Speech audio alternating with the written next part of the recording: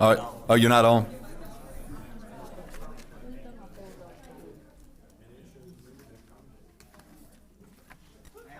All right, cool. Amber, we're good? All right, got 5:31. I'm gonna call the meeting to order. 2.1, approval of the agenda. All in favor, say aye. Aye. All opposed? And Daniel Hudson's on by phone. He is off having good family time, but took time out of his family time for the kids of Beaufort County. 3.1, approval of minutes. We've had them. Second. All in favor, say aye. Aye. All opposed? All right. 4.1, the exciting update from Mr. Makepeace and Mr. Jimmy Height. Come on to the front of Washington Elementary School.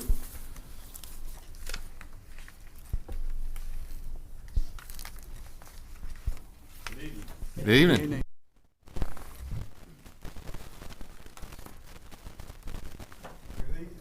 Oh, here we go. We got a video.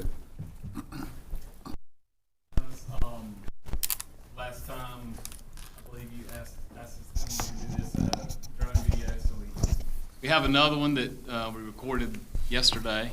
So we'll just sort of let that play, and I'll do the best I can to narrate it and give you a good update of what we got going on. But there again, starting over there towards the eastern existing school parking lot,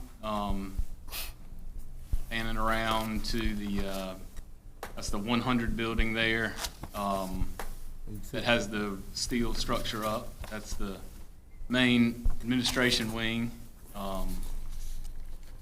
That building there is the 300, that's the pre-K and kindergarten wing.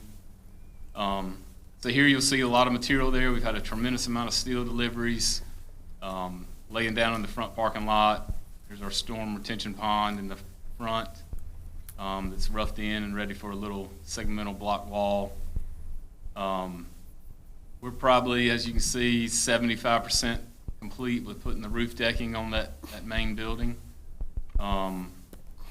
Steel erectors are doing very well, and should wrap that up in the next week and a half so they can move on to the next building. You can see there we've got some foundations going on for a classroom wing. That's the second grade hall there. Another shot of what will be the front parking lot. We do have a lot of stone base down, so when it does rain, we've got good access to the site. The purple color, that is the roofer has started putting down roof insulation and some membrane called ice and water shield. So when that is completed, we're essentially dry under the structure, and then we'll start fabricating the metal roof panels that will fasten down on top of that. So this side of the building, this is the heart and soul of the building. This will be Jamie's favorite part. This is the boiler room, the electrical room, all the meat and potatoes of all the systems that run the school. Some guys there that are prepping some floor drains and getting ready to place some more slabs. You see a few slabs in there that are already been installed. Flying through here, that big space there is the cafeteria and multi-purpose space. There'll be a nice big divider wall in between the two that can open and close. Some more slab prep, bringing in stone, getting ready to get the kitchen floors placed, and sub-slabs for coolers and freezers.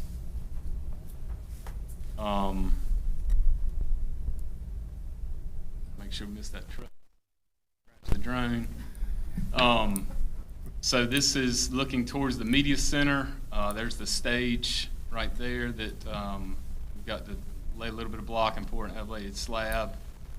Art and music rooms are in this direction. Back to the media center. Be in place, getting ready for slabs.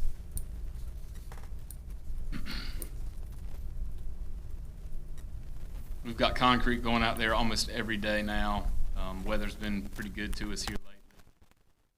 That's the whole administration wing. All the admin for the school will be there, all their offices. That slab is actually scheduled to go in tomorrow morning at about 6:30. Start pumping concrete for that. There's a shot of the front door, front entrance canopy.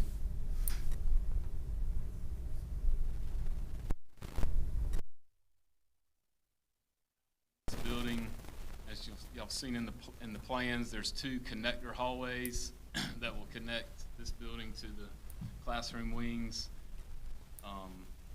So in this area, there'll be a connector that comes back to this space between the 300 building and the 200 wing or 400 wing. Masons are hot and heavy laying block. We've got about 22 masons right now working on the block work, getting it ready for structural steel to start on that building. That's a shot towards the existing gym. We've got foundations starting today for that last wing for the 3rd grade hall. These foundations were just placed last week. And then panning back around, the fire lane is in. That's the stone path you see. That little square will be a basketball court, outdoor basketball court. So we're using that for some lay down. A lot of block materials are on site. We're expecting brick by the end of August, first part of September to start taking deliveries. We've got about 350,000 brick that'll be scheduled to arrive. Here is kindergarten hall and 1st grade on these 2 buildings. We're prepping for slabs there. Those slabs will start to go down next week and will continue for probably the next 2 weeks. We've got structural steel scheduled for the 18th to show up for those buildings. So you'll see a few more going vertical. This is the big storm retention pond in the back of the property. You see those concrete walls. It takes a lot of time to get those in, but that crew has done well getting the pipe work installed, getting those walls formed up. They should wrap up the next week and a half, and then we'll start shaping up the soil inside the pond and on the outside as well. Just another overall view there of the entire site, and everything's tracking well. We are ahead of schedule on a couple of critical activities. We might be lagging a few days on a few things, but nothing detrimental, nothing we can't make up. Manpower is very strong. We're adding another superintendent to the project in about 2 weeks, who's just wrapping up another school. That'll help us push. Subs are bought in. Materials are on the way, so all good there. Anybody got any questions for Brad or Jimmy as we're going? It looks, I drive by it often. We've been so fortunate with the weather. Yeah, fingers crossed. I know. There's some tropical stuff happening out there Might rain now. tomorrow, but I mean, seriously, Right. usually June is a month of rain, Well, one great thing about the weather there is really two things. With the design, with that first building going up quick, we can get it covered up and dry, so even on rain days, we can still work laying block inside. The other thing is the soil out there is just phenomenal. It's this nice sandy soil. It doesn't pond a lot of water, and it drains pretty quick, so. So it's relatively high, as we knew, but Yes. So we're pleased, and like I said, we've been lucky. Keep it that way. I love going by there, and I've had so many people. I did have somebody one day at Walmart said, "What's going on there at Hudson Tree?" I said, "New school." And they go, "Yeah, well, it doesn't look like a school." I said, "Well, not yet." It's like steel structure, but thank you. Stacy, And thank you, Jimmy, too. did you have I something? just want to say, please, Mr. Chair, if you Okay. don't mind, I just want to say thank you. I tell you, my heart was like, it's amazing what goes on in those buildings that you don't know about, until you get there and see it. It was great. It was really great, and I love it. Thank you so much for what you all are doing.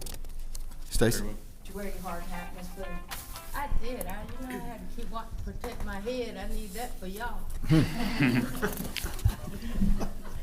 Yeah, we're working together, and I think Jimmy's got some things that he's working on for us. We're about to make some selections. Well, really, now that we've got our mascot and we've got our school colors ready to go with color selection for the inside. So I'll be working with Kelly and our office to get those things selected so we can put together a presentation for you all to see our thoughts on the interior.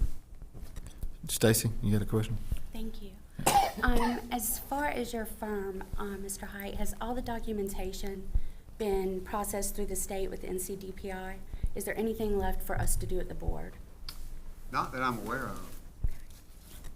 When we received our certificate of review, and that's really all there is to the plan review. The rest of it is disbursement of the funds for construction. Yeah. Okay. And do those funds, I know some of them have gone to WIMCO. Do any of those go to you at any point? There are the three categories of funds that come out of the needs-based grants. There's design, which funds would come to the designer. Right. Construction, which funds would go to WIMCO. And then there's other. So other is like for a survey, for some printing needs. It's miscellaneous things. Those are the three categories. Okay. How do you feel about the phases that are happening and unfolding? Are you happy? I couldn't be prouder of our contractor. They got a great team. We were very fortunate and blessed to land on our local builder who is our firm's favorite builder. We build in lots of different counties with WIMCO, and we always feel fortunate when we get them on the job. Okay. And who do you report with directly? Like, who are your points of contacts on this project? On this For project, you, yes. for me, with the school system, Yes, sir. are Mr. Stokes, Dr. Cheeseman, And us. and the board when I'm summoned. Thank you. Thank you. All right, anybody else got any questions? Thank you. Great job. Keep doing Thank what you. you're doing. Yep. All right. Thank you. Thank you. Good luck on good weather. Yes. 4.2, Ms. Kervin, school nutrition updates. No action. Good evening, ma'am. How are you? I'm doing very well, thank you Hope very your much. summer's going well. It's going. There you go. Yep. Soon be Christmas, will be good, guys. There you go. Soon be Christmas. Yeah, she Have a said break she then. won't get another break till Christmas. Well, good evening, everybody. Thank you very much for allowing me just to give you a brief update on the what's happening in school nutrition. As always, we're always very excited with what's going on and what we're managing to achieve. So I just thought I'd update you so you can enjoy the the fun with us. For the school year 24-25, we served close to 1 million meals in total, over 300 breakfasts, and we're over 600,000 student lunches. So that's a nice number. We're really always pleased when that happens. Nationally, we were recognised for our summer meal program. That was one of 4 counties in North Carolina, about 190 counties totally in the US. So we have received that award before, so it's nice to get it again. Otherwise, it looks like we're slacking, so that's a good thing. The North Carolina Department of Public Instruction, through them we were awarded the Rural Non-Congregant Innovation Award for our summer meals program. We're always striving to do a little bit better than we did last week, and that has been recognised by the DPI, so that's always a good thing. We got a super banner to go up, which is nicely rolled up in my office right now, but I know it's there and my staff know it's there, and we were awarded that. The Action for Healthy Kids awarded both at County School Nutrition the Breakfast Trailblazer Award and the Lunch Trailblazer Award. That was because we're working hard at reducing sugar in the breakfast and reducing sodium at lunch. So there's some of the criteria that's out there from the USDA and some of the requirements that we're supposed to bring in over the next few years, and we're running ahead of that. So that is really, really good. We were awarded a trip to Las Vegas in recognition for those awards, and then we found out the week before last that it's going to go virtual, but we're going to have just as much fun. Oh, Yeah, I'm not on board with that just as much fun bit, but It is what it is. Not actually sure what they're going to be using the hotel for instead of the school nutrition conference. We'll have to watch this space and we'll see what, I'll report back if I find out what's going on. I'm sure they weren't able to cancel. At the school nutrition meeting in Greensboro in North Carolina in June, we had Desiree Horner was awarded a first place award for her entree salad, and Oriana Whitney was awarded a third place award for her cookie. Beaufort County Schools always has a great showing at the culinary competition. And just in case anybody wonders, Ione Alligood was actually a judge this year, and that was to give everyone else a chance so they could actually win some ribbons. So Ione has told me that next year she is not going to be a judge. She is going to participate again because I think she likes the win. So that's good. We were awarded a grant from No Kids Hungry in the value of $20,500, Right. and that was to assist it with our summer meal program, which is going very, very well. Talk about that in just one moment. We have been awarded a grant from the USDA for the Fresh Fruit and Vegetable Program again this year. That's in the region of $125,000 we were awarded. And this year, we are still able to serve at 6 schools because this year Bath has qualified. Bath did not qualify in the past, and this year we've eked in. So we lose Snowdon, but gained Bath, so that's excellent. I was able to attend the annual national conference in San Antonio in July, and I was able to do that at no cost to Beaufort County Schools. And they always like that piece of information. And that was in part due to the $100,000 grant we won last year. So they were able to get me a registration for the conference. So that was a great few days that I spent there. The annual national conference is in Charlotte next year, and I know a lot of my staff are going to want to go, so they have already started their fundraising, and we have actually already won one free registration for the conference next year, so we're already $600 in, so that's a good thing.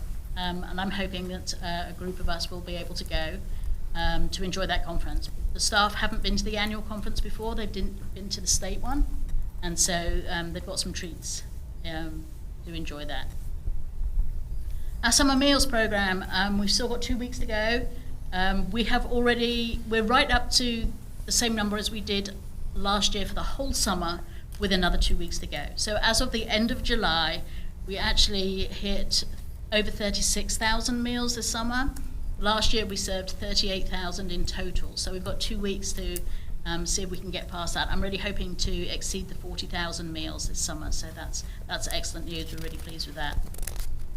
We have served at 7 closed sites, and that's where organizations are having camps. So that's where the children are pre-enrolled. And then we also have 16 open sites, and that's where people stop by and pick up a lunch for today and a breakfast for tomorrow morning. We really pride ourselves on the fact that we do send out 4 hot lunches a week. It's important to us that if we're serving children, that we serve them food that they do want to eat, and it's going to make a difference in terms of their nutrition and what have you.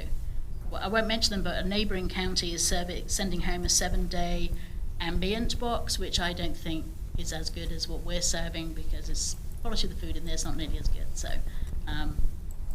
just like to better than our neighbours. We have delighted to have worked with community partners in Beaufort County to assist with this. St. Peter's Episcopal Church, First Christian Church, and Wares Chapel Methodist Church. And it's always great that we can reach out and work with our community partners. I think everybody gets a feel good as a result of doing that. So each year we're looking to expand that a little bit more. And some of our community partners are very, very good at recommending where we can grow and expand for next year. So people are always thinking ahead, and we're on board with that totally. The summer meals team has done an amazing job, and as you know, it's been really, really hot. But they have been out there and done a great job, and I'm really, really proud of what they bring to the table and the commitment to feeding children in Beaufort County. So we, as a school nutrition department, really appreciate the support that we get from the administration, from Dr. Cheeseman, and from the board, and thank you very much as we continue working hard for the students in Beaufort County. Thank you, Ms. Kirby. Anybody got, Ms. Kirby, go ahead. Just a quick, Sorry. go ahead, say. I have a few, I have a question. So what happened to the rooms in Las Vegas? Because you're certainly deserving.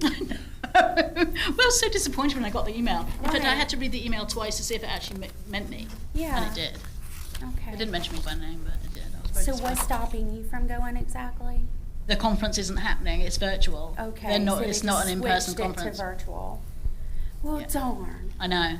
Trust me, we thought exactly that. Well, And we you- use that word darn too, yeah. Really? Then you did good because, yeah. I'm Might proud have been of some you. others out there as well. I know. Also, what are some of the things that we can do as a board and a school system and community to help you with your fundraisers? Because, I mean, you're doing fantastic work. We don't want to see anything. Yeah, one of the things that the team does do, they do sell, I think it's the RADA knives, and they earn a reasonable amount of money on that. So as we get the new catalogue come in, I would be very happy to share it and to share it in the schools. I like to be mindful of fundraising in people's faces because I know a lot of people are out there fundraising. But they did raise some money to go to Greensboro this year, but that's the main project that they will be doing in relation to that. And of course, I am encouraging all the staff to apply for any scholarships and grants that are available to go to the conference as well. And they are available out there, they are able to win. If, in fact, they put an application in. Yeah, it's always helpful if you do the work up front to get that. And that is one of the many things I love about your work. And you're doing a great job. Thank you. Anybody else? Joanne, what kind of money do you need to go to? We're probably looking at about $1,500 to $2,000 a head to go for that. It's in Charlotte. The rooms are expensive. They do double up in the rooms. They don't have a room each and that type of stuff. 15 to 2,000 total or per? Each person. That is Yeah. expensive. And how many go? Well, no one has been, well, apart from myself, no one has been to annual conference before. And I know I'm going to have a group probably of 8 to 10 that would really, really like to go. But they do have to do a fundraising commitment to enable that. It doesn't just magically happen. When is the deadline to have your registration and money? Oh, that's not till next July, so we've got plenty of time. I've only just come back. That's when I was in San Antonio just a couple of weeks ago. So- So it's next year. Is the conference registration, I think you heard you say $600, is that The right? 600 plus, So yeah. 600 for the conference and then the rest is rooms? Rooms, Yeah. Oh, yeah. transportation to Yep, get there and got that it. type of stuff. You know, I'm just, I deal with conferences a lot too, so rooms are not cheaper any. No, especially Most of the time, downtown rooms are more Charlotte. expensive than the conference. Yeah. And I know sometimes they move deadlines up, especially Yeah. if the conference is being held at a certain hotel. It's a lot more convenient to stay there versus having. Oh, absolutely, to Ubers absolutely, and yeah. everything else. If you'll just kind of keep us informed as to how you're doing and if you know, how short you may be after the fundraising. Absolutely, I will. That's great, and I really appreciate that. Thank you very much indeed, and I'm sure the staff will be quite happy with that too. Thank you very much indeed. And certainly let us know when they start. Yeah, I mean, it's the say I think early bird registration doesn't open until probably the end of May, June next year, so Okay. we have some time. Did you finish the tables yesterday? We did finish the tables yesterday. Yeah, we did get our new tables are in Chalkwood Primary School. I'm sure most people have saw that little bit of that on social media. They look really nice. It's a nice little project complete. Check. And Pictures, they look nice. and Yeah, Miss, it's cute, isn't it? and Yeah. Miss Kerman was right there, and Jamie had been over there too, and they were working very hard. Jamie so just I comes to didn't- supervise me, so but I I don't know didn't- why. And Terry. No, I didn't stay very long to help them. We were moving tables for teachers in the classroom, so you were doing a great job. I didn't want to interfere. Now your T-shirt matched the colour of the tables. I thought. it Well, was we very won't tell well- them how I was dressed well when I put got together. there. It wasn't like this, though, was it? And just for the record, it's not near as much fun as actually being there. That's where I was going. Yeah. They Anybody tried else? to make it sound as if it was going to be really great virtually, but Nah, got to be there. Anybody else got any questions for Mr. Kirk? No. Thank you for everything you do. Thank you, Ms. Kerman. I just want to say that I'm impressed to do so much of what you do, because that certainly helps with the funding. oh, absolutely. And your summer lunch program, I assume that's largely grant funded? No, there is federal reimbursement on the meals, and one of the grant that we got for $20,500 is through No Kids Hungry, and we buy the aluminum foil pans because they pack so much better, for easier transportation and that type of stuff. So we rent a van, buy those things, and then we get some marketing material too. I try not to be greedy when I'm writing grants, because I think you're much more likely to be successful if you're not out there asking with what I'm doing when I put those grant ones. Well, that's great. The more we can get grants in, the better the school system. Absolutely. I have a crazy All right. question. and you may not have the answer to this, but what cereal will contain less than 6 grams of added Oh, sugar? actually, a lot of the ones that we serve, we're already at less than 6 grams per serving size. That's for a 1 ounce per serving For size. 1 ounce. A lot of the things that we serve in school nutrition are differently formulated from what you're finding in the grocery store anyway. Yeah, being diabetic, I look at everything and I Mhm. always have to put cereal back because it always has too many carbs, Yeah. too much sugar. Even the ones that claim that they're low in sugar, it's still too much. Still too much I just sugar. wondered, I said, what the hell? So most of the ones that we serve already, and I serve on the North Carolina Purchasing Alliance board, and so we've been doing work over the last couple of years to make sure that we're only putting things on the bid that are actually working for the change in regulations. And no child is getting fat on a school nutrition meal, let me tell you, that's the stuff that they're eating outside of No, it. we would all be telling a lie if we said obesity wasn't an issue with our young people. So, thank you. All right. Thank you, Ms. Kerwin. Have a great rest of the summer. Thank you very much. 4.3, Board Policy 2115, Board Member Elections. As stated last meeting, that policy was outdated, and Mr. Rader took it upon himself to rewrite it, and you have the policy and the revision. Mr. Rader. Thank you. It was a little confusing this year because looking at the policies, there wasn't anything there with a partisan replacement. So basically, I took the statute and set out a process. One thing I would like to suggest considering, though, as far as the wording of it, when it comes to the superintendent providing the information to the party, we might be better to go with business days as opposed to the number of hours. I agree. After writing it, it occurred to me if something came in late in the day on a Friday, there may not be time to go through the process, and the 24 hours would run on a Saturday. So I think it's probably 1 business day, 2 business days might work better. But this gives us a process where there's no confusion about how it works and plugs in with the statute. And I think also when you say someone has moved, have they taken up residence? You know, that, to me, if they've taken up residence, they have moved. If they're still loading boxes and going from this home to that home, they haven't technically taken up residence.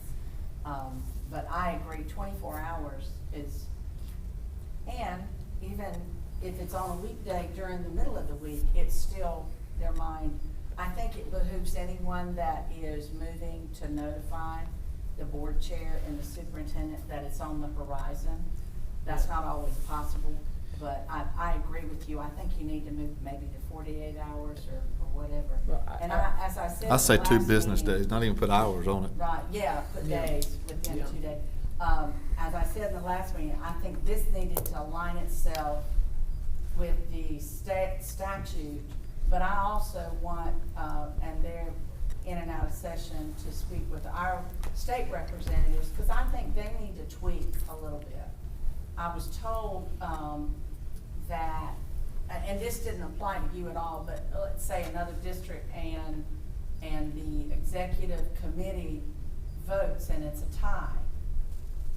There's no provision for that. And then when I asked that question, I was told they'll keep voting until it's no longer a tie. It might not Well, work. that's not a good answer. That might not You work. keep voting. If somebody really wanted to dig in, you could be there 3 days voting.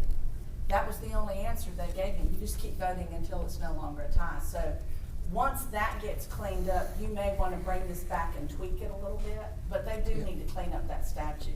Yeah, that's really more statutory than something that we could do in Exactly. policy. But ours needs to line up with whatever theirs is so that it's not contrary to what they're saying we have to do. And as far as determining when somebody moves, the statute provides that the superintendent functioning as the secretary of the board makes that determination. So the policy is written so that that's triggered by the superintendent making that determination. Mm-hmm. That's correct. Okay. All right, any more questions? So we're gonna bring this back, has he Yeah. rewritten it, and we're gonna bring it back for approval? You want to just rewrite it with the 48 hour, with the 2 days, business days, and Business then we'll days. just have it back Okay. for action item next time?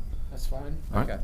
The only thing I would, it looks great to me, but the only thing I would look at is in the proposed 2115, I would wonder if we need to look at the last sentence and say, specify school board, where we say board. What do you think? Board of Education. Well, Board of Education. Yeah. Or- Yeah. Just clear up the. Yeah, just clear up that board. Just to part be a little accurate. bit. That's Yeah, So there's fine. no- I'm good with that. That's the only thing I see. yeah. Sounds good. Works for me. All right. 4.4, Center for Safer Schools, Mr. Doon. Yes, sir. So most of the board may remember that last fall, Dr. Cheeseman spoke to you about these videos that were mandated by House Bill 142. The House bill required the Center for Safer Schools to create videos for students in grades 6 through 12 to address warning signs that a child might be a victim of neglect and age-appropriate information about sexual abuse by an adult. However, because of the delay in the passage of the budget and this bill, the Center for Safer Schools wasn't able to meet the deadline set by the General Assembly, so the school systems were given a waiver to basically not show it during the 24-25 school year, but to implement it during the 25-26 school year. So we just want to bring it back to your attention. We'll be putting it out on our website so that parents can also view it. We'll be working in group settings and like class groups, 6th grade, 7th grade, 8th grade, et cetera, into high school to go through the videos and answering questions that students have. Mainly to stress that these can apply to any adult, regardless if it's a staff member or a community member or a family member. It's basically the warning signs, things to look out for, and then how to report certain things. We already use the Say Something app, and I can certainly attest that our students are very well versed in terms of using that app, not only to report things for themselves, but when they have issues that they fear are happening to other students as well. So this is mandated, again, by House Bill 142, and just wanted to make you aware in case you got questions by parents or constituents in terms of what the purpose of these videos was, why we're showing them, et cetera. And the first school to actually show these videos will be Early College High School as students return this Thursday. So it's the preparation of the principal to potentially show them this Thursday or Friday. Anybody got any questions? Stacy? How many of these videos are there? There's one video for middle school students. For all 6th, 7th, and 8th graders, it's the same video. There are 3 videos for high school. Only one is mandated. The other 2 are if school systems chose to include them. And it's the same video for grades 9 through 12. Okay, and we have approved for those to be shown, 9 through 12, as a board? Well, the board wasn't asked by the General Assembly. We were just mandated that all school systems would show Mandated, them. Yes, okay. ma'am. Okay. You were told. And are we able to, and it will be on the website for parents Yes, ma'am. to see as well? Okay, I'm just reviewing. Yeah, that's how, no, that's the legislature tells us to do things a lot. That's what they Oh, say. I know. We're told. So yes, we'll put them on our website. We just didn't want to do it until we had an opportunity to meet with the board. Thank you. Yep. Okay, battery level's low. I will sign off now. All right, thank you, Mr. Doan. House Bill 959, Board Policy 4318, Wireless Communications. This has been all over the news. Dr. Cheeseman. Yeah, so just updating you to bring this to your knowledge, House Bill 959, which is actually Session Law 2025, signed into law by the governor first. There are 3 main provisions of this. So instruction on social media safety. So over the next month, our team will bring back some ideas to the board regarding how to update our current policy. As Board of Education Policy 4318 does exist, so some districts didn't have one at all. We had a policy around this, so we'll be making recommended changes. We'll work with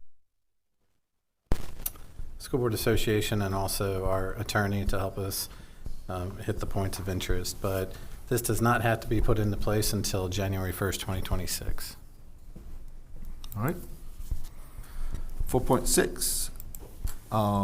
Jamie, here's Jones Chillers.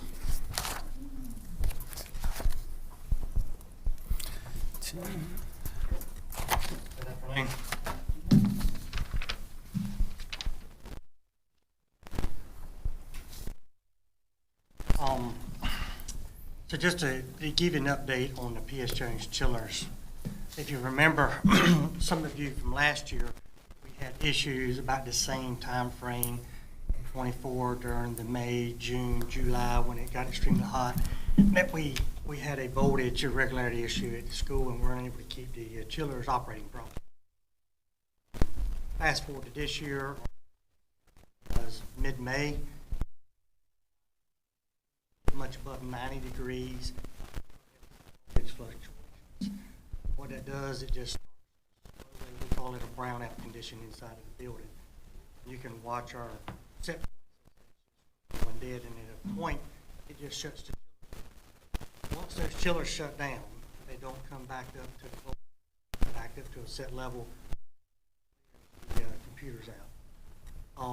And that can take how long?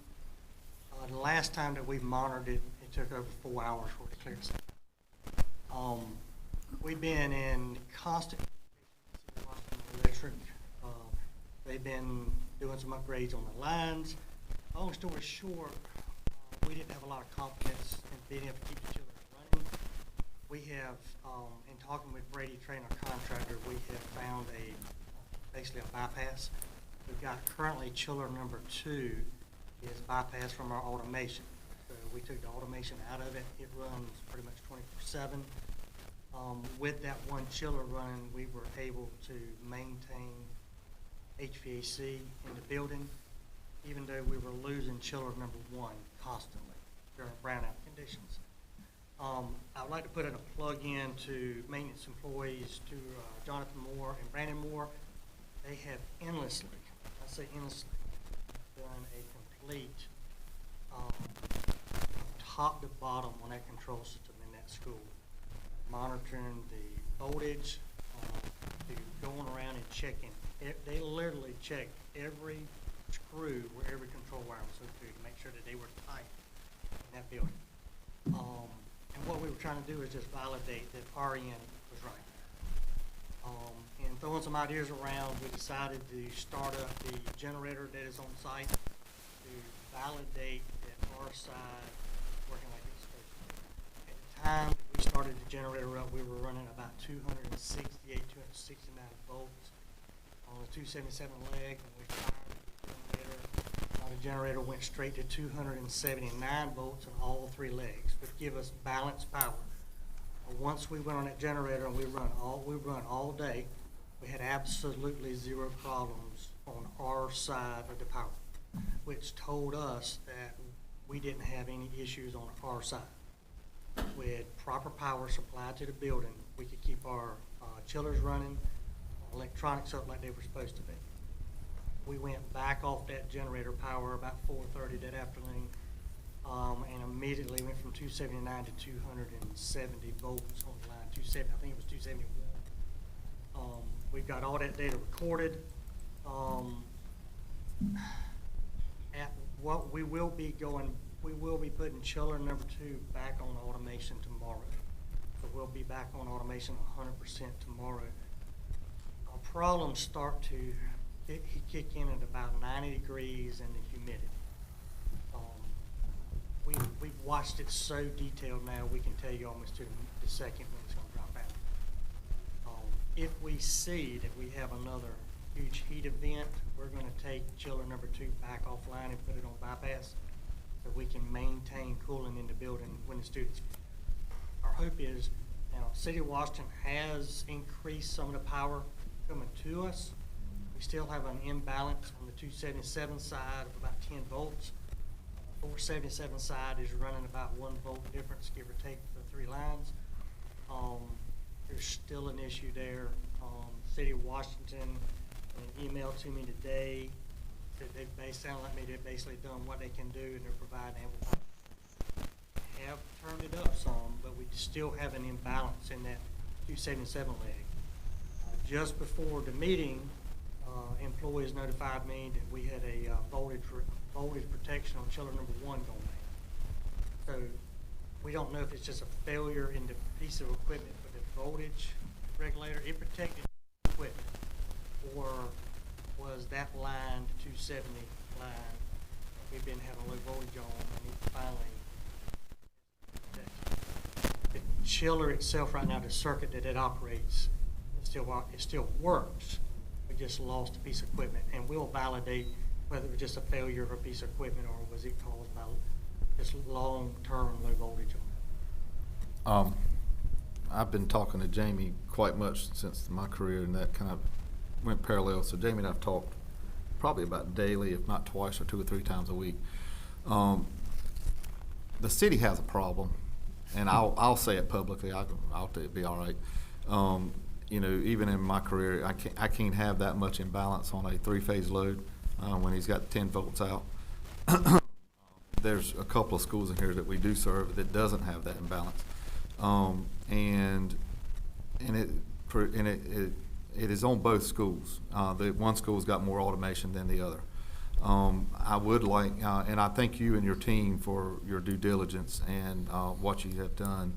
But we do have one of our, we cannot generate money here, and one of our people that generates money for us is, and from the taxing authority, is the commissioners, and one of them's in the room. But as you have been doing and continue to do, please continue to document as this continues on, and if there's things, so we can send it over to the city so they can reimburse us for any damages for the voltage imbalance, because it's documented. It's you know, the emails are there. You know, there is a voltage imbalance in the 3-phase legs. One leg being 10 volts lower than the other 2, there is a problem. And that 10 voltage just never down in the last week. Yep. And we've been as much as 14 volts or 16 volts out. So your protection is working correctly, because that's what protection does on an electric machine. When you get a voltage imbalance, it lower voltage, higher amps. But thank you to your team and working diligently to make sure the building is cool for the students and staff. But stay after the department over there, and when you can, and because they need to realize that this is a school, and they need to fix the issue. So, once again, I'm gonna put another plug in for our guys. It goes without saying, the volunteer are stepping up. We can watch it on a computer. One of the guys has a computer at home. I have one at home, and volunteering and going out with me in the middle of the night to make sure that we, you know, are trying to figure out what the problem is. They don't get overtime, they get comp time, but they're dedicated to their job, and they're willing to do what needs to be done to make sure we are right on our side. Now, that being said, we have a meeting Tuesday after our Washington Elementary School monthly meeting with an engineer, Height Associates, and we've been sharing some data with him. That's kind of another validation on our end to just check out how we're set up with our chillers and everything, just to validate that we are right on our side. Yep. And the generator was the other point of a good validation on your behalf, because it's sitting there. But they have an issue, and it's on both schools, and they need to get it fixed. And any kind of repairs from the time that you in May to now, you know, I don't mind. We can send it over there to let them pay the bill. Brady will be replacing it part for us. They'll be answering the question, was it a failure of the piece of equipment, or was it just caused from long-term voltage? Please let us know, so we can make sure that we can send that over there for them to take care of it. I have a question. What do you think, and look, I just know when you turn the light on, it either works or it doesn't. So I don't understand voltage and the issues. But what do you think, Mr. Electric and Mr. Maintenance? What is different? What has happened that this has not been a problem for years and now it's a problem? Well, our department is convinced that it's been a problem for years. Really? Now, you remember, we replaced those chillers. I think those 2 were at 14 years old. And when I started here, those chillers had multiple compressor changes on the P.S. Jones chiller, John Small. John Small and P.S. Jones tie on to the same line. We have the same readings at John Small that we have at P.S. Jones. The difference being, John Small doesn't have the load draw that P.S. Jones has. those chillers that we replaced at P.S. Jones should have had more life in them than what they give us. Right. But, you know, those chillers not being as updated as the new ones we got with the protections that are built into them now, they would run or try to run with the voltage that's being set to them, whether it was good or bad. And I do remember probably one of the first problems that I had here was the call that, you know, the chillers are down at P.S. Jones. What's the warranty on those? Have we Well, passed the Usually warranty 12 time? months. Yeah, but unfortunately, warranty doesn't cover that. Of course it doesn't. It covers the failure of the equipment. Well, they're not gonna cover failure of equipment by an outside source, you know, causing them. I will say Brady has been very good at supporting us 24 hours, not just during the day, but at night also. Okay. Can I say something? Yeah. Here's the part of my concerns. Of course, first off, as your vice chair, I've been on this email chain. These are your two experts, not me. I was following, and I've talked to Jamie a few times about it. I was following it more from the financial side. I was letting them figure out what was wrong. And in reading, my concern is this, in reading all that's been coming down, and then the message today that you just referred to, where I know they went out and changed the capacity, shifted the load, and done some other things to try to help. I just got, because I communicated, Jamie will tell you, I communicated back to the city through Jamie, as if I was talking to Jamie, but it was clearly directed straight to the city, is who I was speaking to, that when this went bad, we, the school system, were not going to be on the hook for this, because they had been notified and told that the problem was coming from their side. But in looking at that last message that came today, maybe I look at things differently, because I was looking into it pretty deep. I clearly got the feeling that they were already beginning the process of shifting blame. So There was no way they were taking responsibility in that last message I got today. Yes. And I wanted, and you know that I sent them a message a week ago saying, yes, you are. We're not going to take $1 million worth of chillers, and because you can't supply us power, they go out again, and you're going to leave us on the hook for it. And I made that clear, didn't I, Jamie? Yes. But they didn't buy into what I was saying, I don't believe, because clearly today, did you not get the same feeling? Oh, I wouldn't have wrote that email professionally. No, I would not. If I was on the other end, that email would not have And come my- from and- my, Not have written it. and they should have thought about it, they included me on it again, because I did not take well to that at all. I did contact the county manager, so You've already contacted, well, good for you, because I didn't, because it's not my lane to jump ahead of the chairman here. Although I had to tell you, TW, I was about to jump over you there for one time, because I didn't like the Well, tone at all. I didn't either, but so for the board's and the public's reference, this is a 277 480 transformer three-phase bank. So at your house, you got 120, 240 at your house. You got 120 volts to ground, and you got 240 volts across. And this one's three legs, 277, 277, 277, and then 480 across each leg. That's your baseline voltage. So two of the legs are there, and you get your IEEE allows you plus or minus 10% on the 277 on all the legs, but it also has to be balanced. So you're like 284, and then 271. The 271 is the issue, because when you get lower voltage, higher amps, it's all the math. It's all multiplication and division. So the low voltage on that one leg needs to be corrected. I have seen, but the city needs to correct it. So, Yeah. And I'm not going to go any deeper into that, other than they need to start. They're going to start paying some bills if they're not. And I think we got some support Yeah, at just- the county level also. So Yeah, just you- very clearly, it's gonna take more than an email to get them off the hook this time. Yeah. So on July 25th, just to give you an example, and we got this data on. Oh, yeah.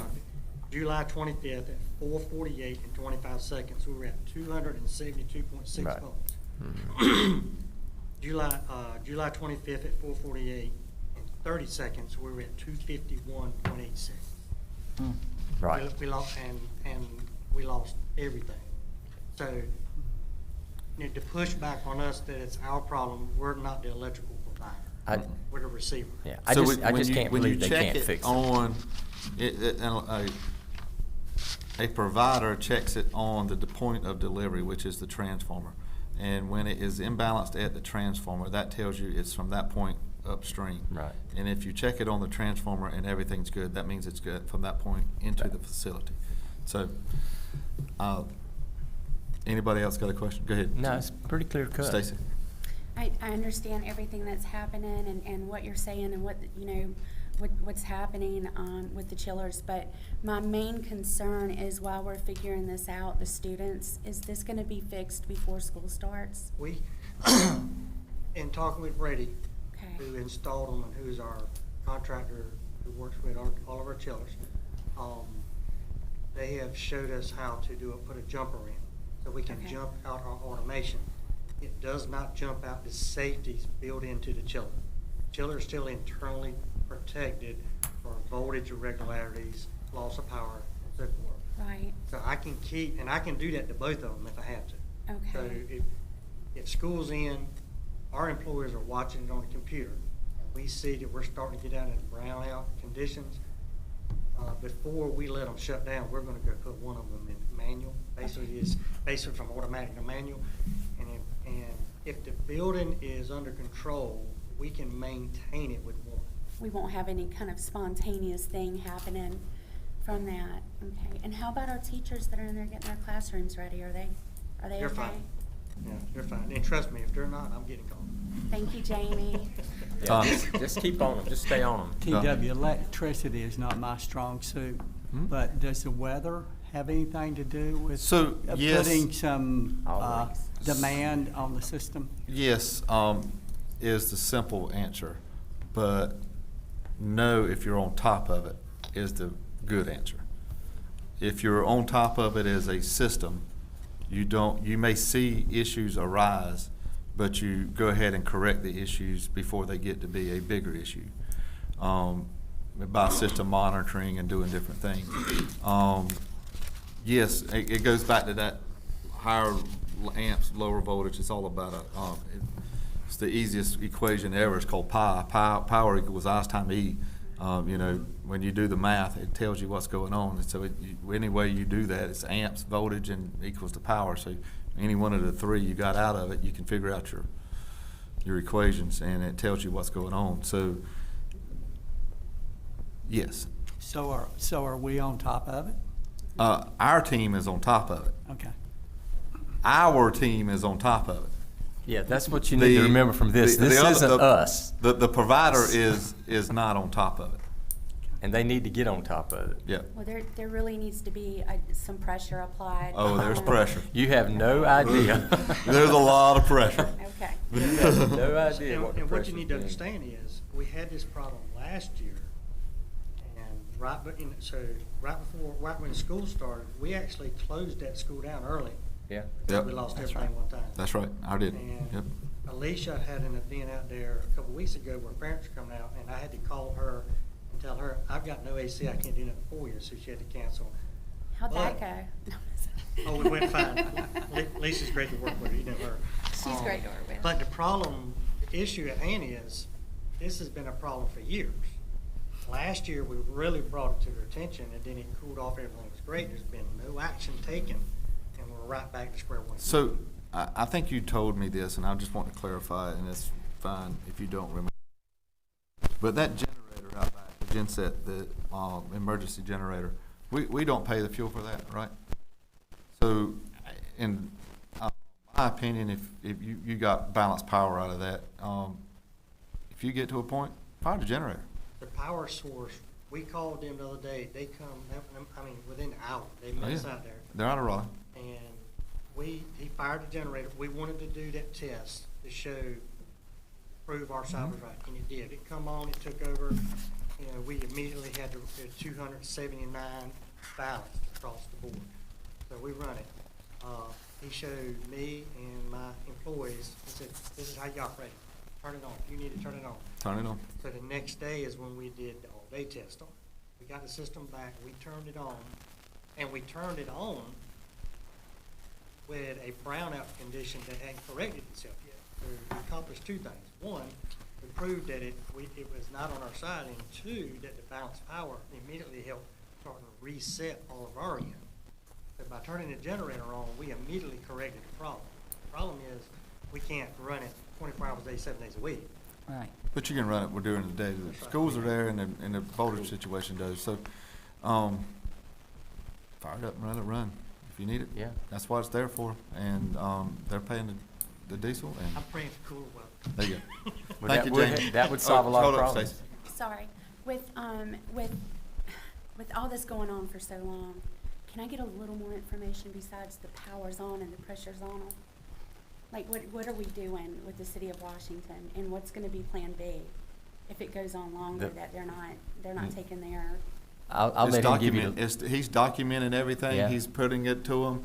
And when That's a we good start having question. failures, they have to start paying. Their insurance is gonna start having to Yeah. pay. And it's pretty much, he's got a consultant involved right now. okay. And I do know that.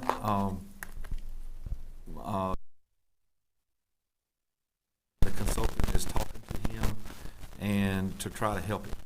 I do know that has happened. and that's the long answer. The short answer is, it's unlike your satellite supplier. You don't have anybody else to get power from. It's called a monopoly. It is a monopoly, but it ain't a monopoly, but they have standards. And when they start cutting checks out of their checking account, if there's, that's what if there was a major failure. Right. And, they will, you know, when people start writing checks, they start, Gets attention. they get people's attention a little better. So, but no, Jamie has been on top of it. Our staff is, He's well, well you know, documented. everyone that he has, named, my gosh, they've been on top of everything Yeah. as good as anybody can get, so. Mr. Chairman. Yes, sir. If we have to, can we not get our attorney involved to write a letter, a forceful letter? Yeah, we can write a forceful letter. If it comes to Yeah, if we come to it. Don't do any good though, does it, Jamie? Jamie's letter was, well, Yep, Jamie's start- email was pretty, you know, I'm putting it on you, and this is all your faults, and this is where it is, and had it documented and all the information. So, and he sent it to the right people to make the wheels move, and they were there. They put about, doing the short math, well, not with labor, they probably put $150,000 in the air of equipment, but didn't fix the problem because the problem still exists from that point to there. There's still an issue, but because I know what they put in the air. So they did put some equipment in the air that probably spent $150,000 worth of value of money, but not counting labor. But they had still got an issue. I sent the email, and within a minute, I had phone. I bet you did. I took French in high school, and it was easier to understand than this. But my understanding is you have a way to override the automated function and manually override it, so our kids and our teachers and our cafeteria staff, nobody's going to be working, learning in 98-degree classrooms. Is that right? That's correct, yes. Okay, that was my main thing. The other stuff may have to work itself out with more emails and arm twisting, but. But that's not good for equipment. No. We'll get there. We'll get there. Thank you, Jamie. Thank you, Jamie. Going to the action items, Ms. Gibbs, Speech Therapy Incorporated and OT Plus contracts. Board, you got a couple of things? Good evening, Ms. Gibbs. How are you? Hello, Ms. Gibbs. Hope your summer's going great. How are you doing? Good. But thank you. Pretty and big. Thank you, Miss Gibbs. Thank you, dear. Oh, Miss Gibbs, thank you so much.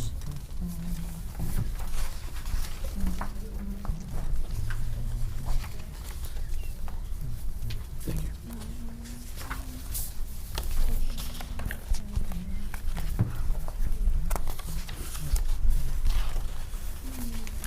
This looks good. Thank you. All right, where you want to start? OT contract? Let's start with OT contract. First of all, good evening to everyone. And we're gonna kind of go through the folder. The first one's our occupational therapy plus contract, and this is a contract that we've had for years, but we have to provide occupational services, which are related services to students who have an individualized education program. And I presented this tonight because it does fall over our threshold. So that is our first contract that we have. And so, again, we are legally bound based on the IEP to provide related services for these students. So that's our first contract that I'm asking for approval. Ms. Gibbs, how Yes. long, ma'am, I didn't mean to interrupt, how long have we had this? I can tell you, and I'm Company. telling my age, I started here in 2001, and I believe Occupational Therapy Plus was a contract that I worked with as an EC teacher. Thank So they have been here for a while, they're local, and again, they do provide good services, they have a team, and so I think we've had a very good relationship working Thank with you. them. Same thing with Speech Therapy East. It is a contract that we have. Again, this is a part of my child's individualized education program, or IEP. They are one of the companies that we work with that does provide speech therapy services for our EC students. And again, I present it because it is over our threshold, and I can tell you, probably since maybe 2002-03, Speech Therapy East has been one of the companies that we've worked with before as well. And again, I feel like we have a very good relationship, and they do provide good services. So those are the first two contracts that we have that I'm asking for approval. And Ms. Gibbs, both of these companies are pretty prompt, aren't they? They are. They're Very very prompt. Again, I've not had any concerns, and I do rely on the schools to tell me because Sure. they're And they'll tell regular, you. and they will They tell will me. tell They you. will tell. And you know, not everything is perfect. We do work through things, but I have not had any complaints. Again, anything that concerns they have, when we talk through. But overall, I really feel like they provide very good services. At least I haven't gotten major complaints, so that's what I kind of base it Right. on. And we are legally bound to provide these services if it's in their IEP. We are legally bound, yes, ma'am. It is the law, it's a mandate, so we don't have a choice now. We don't have to necessarily go with this company, but we're gonna have to provide these services. And with school starting in a couple of weeks, it'll probably hard to find a different company. So we've had a good relationship, so yes, we are required to provide these services. Yeah, this Since was an the- old, Since these are required, can we go ahead, these two, and go ahead and make a motion to approve these two? Yeah. sure, these I'd were make old that motion. contracts. That's Second. correct. I make that motion. Second. I just want to say, these were old contracts when I joined the board, which was in 2010. Yes. This Yeah, is they- not something that hasn't been vetted, something that we don't know about. Correct. We've obviously used these very, very long time. All right. Oh, okay, well, I won't say how long that's. I'd like to go on record that our students' needs have changed, and we should be looking more into occupational therapy. No offense, you do a fantastic job, but we do have students that have autism, dyslexia, and I happen to know for a fact from my district, those needs are not always met, and they do have a difficult from Beaufort County Schools. So I would just like for that to go on minutes that I did state that. And thank you, Ms. Gibbs. And if I could comment, those type of things are provided through the Exceptional Children's Program that they have. But again, you know, if the team feels like that's something that can be developed with the team. So that is part of the IEP team process. Any of those things, when we talk about autism, that requires assessment, requires testing, and that mainly comes from the EC teacher. But again, if the team feels like they do need occupational therapy, or they need speech, or they need other things, that is something that a team can add based on data and goals. Yes, ma'am. So it's basically from the parent to the team. It's an to- IEP team decision. which That's right. includes It's not the- individualized. That's It is individualized It for is. the, you knew what I meant. Individual to the individualized Right. student and the, that's correct. Well, Okay. thank you so much for this data. That's a big help for us. All right, I got a motion on the floor. Say aye. Aye. All opposed? Nay. All right, and we got one more, Tasher. Blazer Works? Blazer Works. Now, Blazer Works is a different contract in that we're not contracted for any kind of related services. We have all our related services covered. Blazer Works is something I looked into because, as you know, it is difficult to find exceptional children's teachers.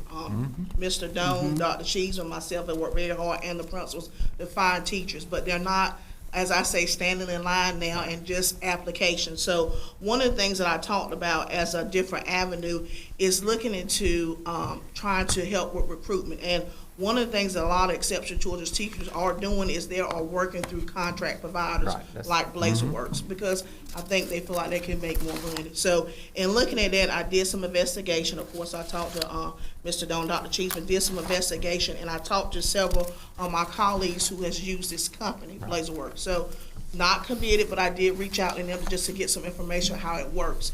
And basically what happens is they are like a recruitment. They will work together to find someone that they think will work with us. As part of the process, we will be part of the interview process. So we will sit down, interview, talk, it'll be an interview committee. And then at that point, we can decide if we feel like that is a candidate for us or not. That is, we even asked a question, how if you work and you do all this work, you get someone, we say, you know what, we don't feel like they're best fit. Is there a fee? There's no, my understanding, and again, I even, say for instance, we get a contract, we have somebody, and we say, we found someone local, and they've started. They say the only thing they ask is a 30-day. So this contract, we're not obligated unless they find provide a service. But for us to even start the process, they do ask for a signed contract. This is just something that I feel like we might need to look into as another avenue to try to recruit and find teachers. So that's why we're bringing this. As hard as and you said it, a mouthful, as hard as it is to find teachers, and not only teachers, but EC teachers. Exactly. Is a hard enough job, and to have another hand to help you find a qualified individual to teach in the classroom would be less stress off your back, and Mr. Dooms also, but more or less. I know one of the many problems in the EC field, well, number one, and Mark probably can attest to this from the job fairs, they are not specializing in that. It's all we can do now to get young people to go into education, let alone get them to specialize in a field that has a very high, I applaud any exceptional people, not just Beaufort County, but in the United States.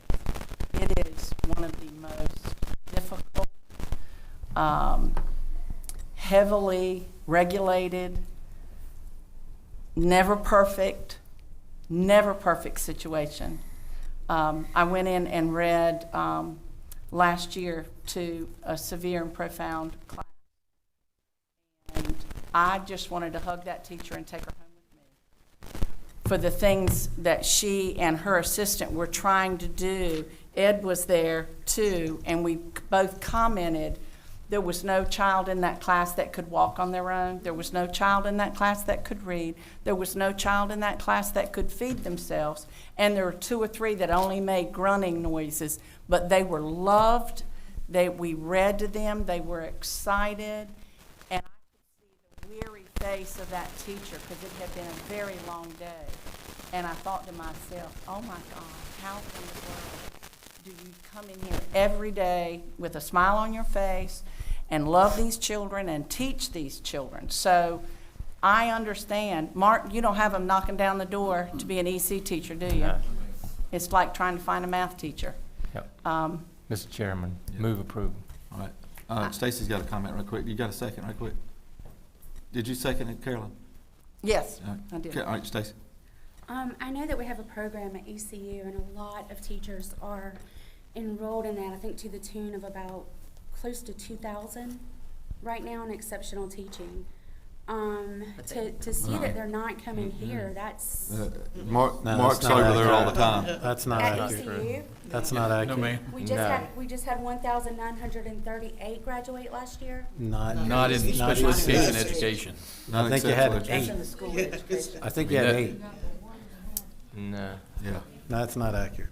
No. Mark's over there recruiting and beating. I don't know the exact number because I'm seeing something different. This is EC kids. I understand what EC kids are. I have special needs. I'm talking about the EC teachers. Right, I'm well aware of that's why I'm having this conversation. Yes, ma'am, I am. I'm very aware. I've worked with foster children. I'm trying to have a very serious conversation about Beaufort County schools, what we need for our students, and how the classroom has changed since COVID with neurodivergence. And this relates. So it's good to see all of the faces that don't take this seriously in this room. Whose faces are you talking about? I'm not interested in that. I'm interested Well, you're the one said in it. the students that need these services. I agree. Not just the speech He made the motion to give the students. services. I made the motion to get a contract with a company that can help us fill a need that we can't fill ourselves. Well, you were telling me to speak. No, wait a minute. You did the motion for the speech. No, I the speech didn't. I did a contract. motion No, for he made Blazer this Work. he just made the motion for the My speech motion was contract. for Blazer Work. And she seconded it, and that one passed. And then he just made this motion for the Blazers Right, contract, right. and Carolyn just seconded it. Well, there were some red flags in the Blazers contract as well, and I even sent these out as a courteous to an email to the entire board. So that happened really quickly. Is a tool for Miss Gibbs in a toolbox for her to be able to fill EC positions when needed. Ms. Gibbs, I understand everything they're trying to tell me, I really do. But there were some things that were in the contract, that red flag. And there were some things that I feel like we could negotiate on in that contract. We have a motion and a second. Yeah. Some of those, I'm sorry? No, we'll just- Some of those red flags were termination without cause penalties, guaranteed minimum hours, the consultant getting paid if we had an immediate closure and what that amount was, the handling of FERPA and student data. There were several. I think I have like 8 listed that I shared an email to our board that I feel like this should have been tabled and we could have reviewed and vetted more and then had this conversation. So I'm so sorry for speaking up the way I am, but it's such a serious need, and it's growing. It's a growing need. I think you know that. And the parents are frustrated. The families are frustrated, and this comes straight from those families. So please forgive me for speaking up. I'm sorry, but All right, I got a motion and a second to approve the Blazer Works contract. All in favor, say aye. Aye. All opposed? All right, I oppose. all right. Thank you, Ms. Gibbs. Thank you, Ms. Gibbs. Thank you, Ms. Gibbs. I know, I got 5.2. I'm not there yet.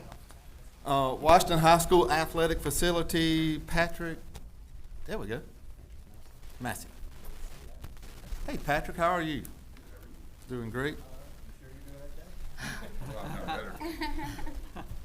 My name is Patrick Massey, and Hey, Patrick. I'm here kind of sitting in for Cameron Boltez. He's kind of spearheaded this project. Yep. So, can answer any questions you guys might have about the proposal. Hopefully it was emailed to you.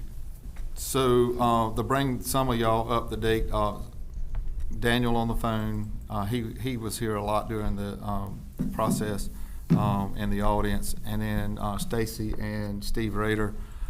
This is a grant, not a grant. This was an appropriation out of the budget to put a building on Washington High School's property. Cameron Boltez has been spearheading this to be at no cost to the district or the county. But the way the funds work, they still flow through us anyway, and so we have to approve everything as they're coming through. So that's the Cliff Note version. Did I get that right? Yeah.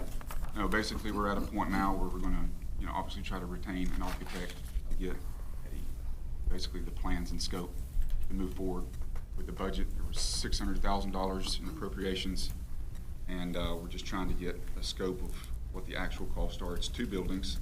One would be a larger facility, and one would be beside the soccer field at the high school, Washington High School, for a concession stand / locker room, restroom area. Yep. Anybody got any questions?